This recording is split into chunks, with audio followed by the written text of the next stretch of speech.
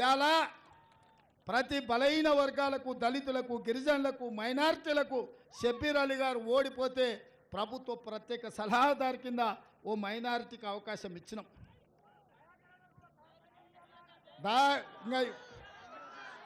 దయాకర్కు జర పెద్దది ఇద్దామని అద్దంకి దయాకర్కు మీ మాట ప్రకారం అద్దంకి దయాకర్దే ముఖ్యమంత్రి కుర్చీ, నా పని అంతా సగం ఆయనే చూస్తాడు. అద్దంకి దయాకర్ మీ రేవంత్ అన్న వేరు కాదు, మేమిద్దరం ఒక్కటే. తప్పకుండా ఆయనకు మంచి పదవి ఇచ్చే బాధ్యత నాది. కష్టపడ్డోళ్ళకు అవకాశం కల్పించే బాధ్యత నాది. అందుకే ఇవాళ మిత్రులారా, ఇవాళ మోడీ గారు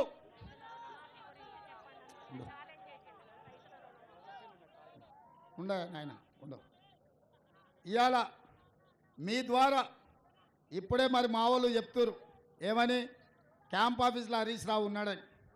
ఆయనకు ఒకటే మాట చెప్తున్నా, నేను 15 ఆగస్టు లోపల 2 లక్షల రైతు రుణమాఫీ చేస్తా అన్నాడు. ఆయన నువ్వు చేయలేవన్నాడు, నేను చేస్తా అన్నా. ఆయన రాజీనామా చేస్తా అన్నాడు.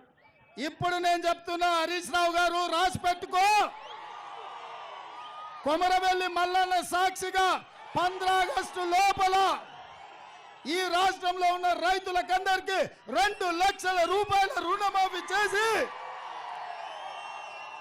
ఈ తెలంగాణ రైతాంగాన్ని ఆదుకునే బాధ్యత నాది.